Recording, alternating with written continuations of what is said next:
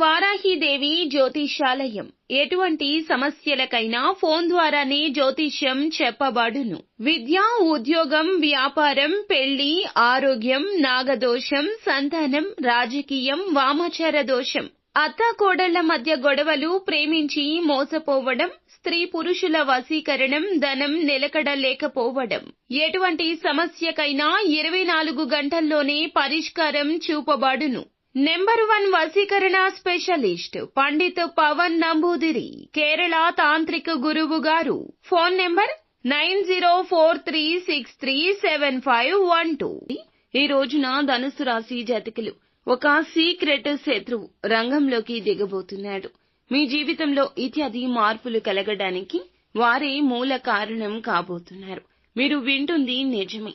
వారి వల్ల మీకు జరిగే లాభ నష్టాలు ఇవే. జరిగేది తెలిస్తే ఆశ్చర్యపోతారు. ఒకంత ఆందోళన కూడా కలగవచ్చు.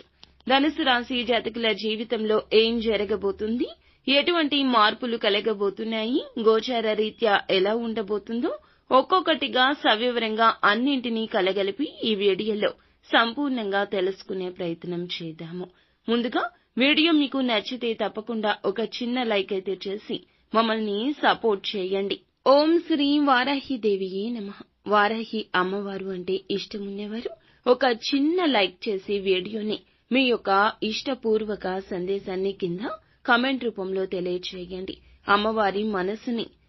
అమ్మవారిని మనసులో తలుచుకుంటూ కింద కామెంట్ రూపంలో ఓం శ్రీ వారాహిదేవియే నమః అని మాకు తెలియచేయండి. అమ్మవారు మిమ్మల్ని, మీ కుటుంబాన్ని చల్లగా చక్కగా ఉండమంటూ తప్పకుండా దీవిస్తారు. మీ కుటుంబం అంతా బాగుండాలని మేము మనస్ఫూర్తిగా కోరుకుంటున్నాము. ఇక చూస్తే గనక ఈ రాశి వారు ఎప్పుడూ కూడా లక్ష్యానికే కట్టుబడి ఉంటారు. ఏది చేయాలనుకున్నా ఒక లక్ష్యాన్ని నిర్ణయించుకున్నాక దాన్ని చేరుకునే వరకు అస్సలు ఆగరు. చిన్నపాటి ఆటంకాలు, ఇతరులను నిరుత్సాహపరిచే మాటలు లేదా ఆ సమయం ఎక్కువగా పట్టిన వారు సహనం కోల్పోరు. వీరికి మెల్లగా కానీ ఖచ్చితంగా అన్న సూత్రాన్ని ఎక్కువగా నమ్ముతుంటారు. ఎంత నిదానమైన, ఎంత ఓర్పుతో, ఎంత పట్టుదలతో నిలబడేటటువంటి మనస్సే నాకు ఇష్టం అనుకుంటారు. అలాగే పట్టుదల, కష్టపడి పనిచేసే స్వభావం ఎక్కువ ఉంటుంది. వీరికి విజయానికి ఇదే మార్గమని చెప్పొచ్చు. కానీ విజయానికి మార్గం వీరికి సులభంగా దొరకదు.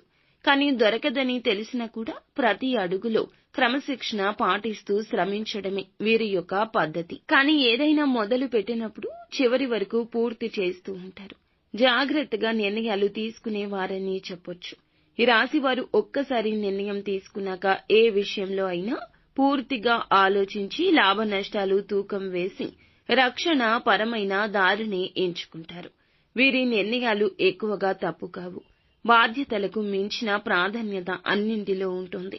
కుటుంబంలో, స్నేహితులు లేదా ఉద్యోగంలో ఎక్కడైనా బాధ్యతలు ఇస్తే ముందుగా వాటినే చూసుకుంటారు. కొన్నిసార్లు తమ సుఖాలు కూడా పక్కన పెట్టి ఇతరుల కోసం కష్టపడుతూ ఉంటారు.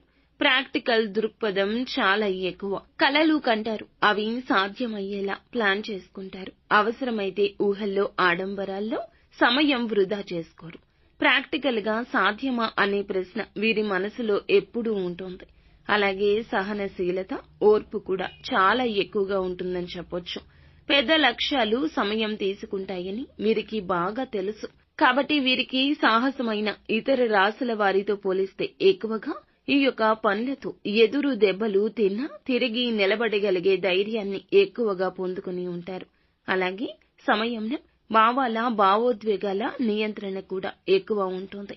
ధనుసు రాశి వారికి బయట ఎక్కువగా భావోద్వేగాలు చూపించిన సంతోషం, కోపం, బాధ ఏదైనా లోపలే దాచుకుంటారు. అందుకే వీరు ఒకంత సీరియస్ గా కనిపించొచ్చు. విశ్వాసం, నిజాయితీ చాలా ఎక్కువ ఉంటుంది.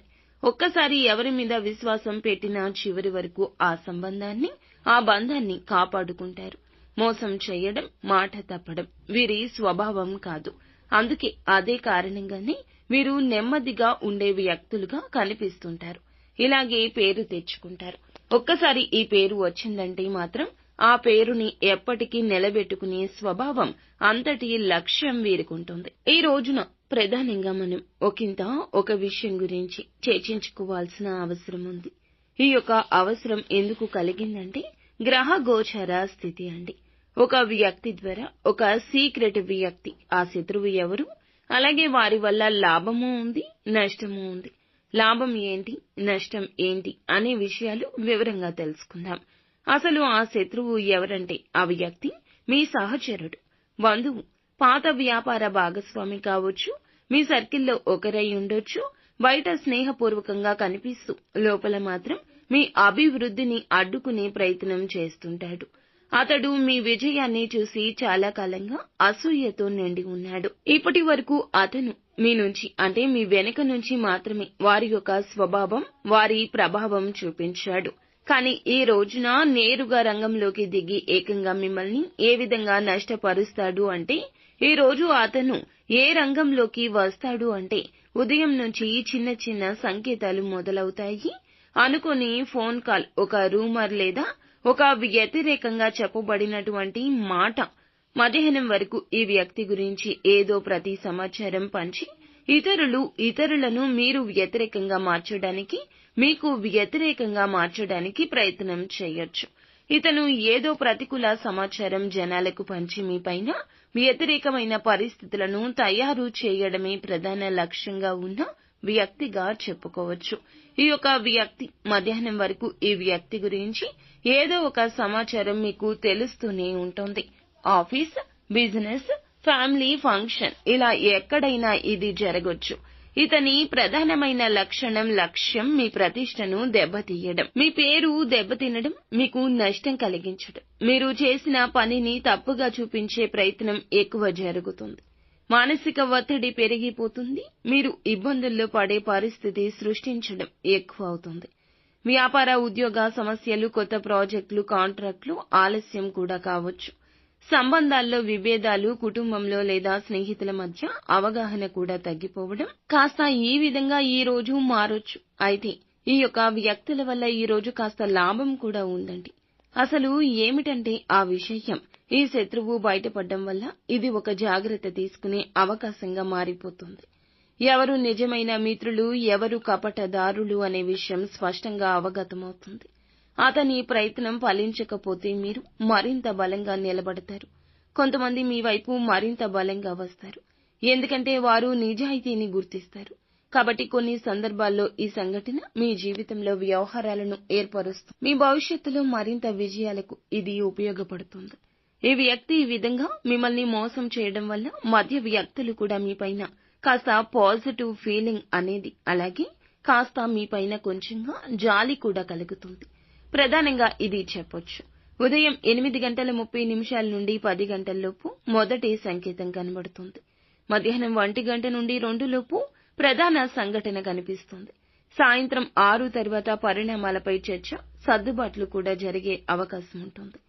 దేనికి ఇలా జరుగుతుంది అనేది ఒక జ్యోతిష్య పరమైన విశ్లేషణ చూసుకుంటే, ఈ రోజు 12వ స్థానంలో మంగళ గ్రహం ఉండడం వల్ల సీక్రెట్ ఎనిమీస్ యాక్టివ్ గా అవుతారు. చంద్రుడు ధనుసు రాశి జాతకంలో ఆ యొక్క స్థానంలో ఉండడం వల్ల శత్రువులు బయట పడ్డానికి ఇది ఒక సూచన.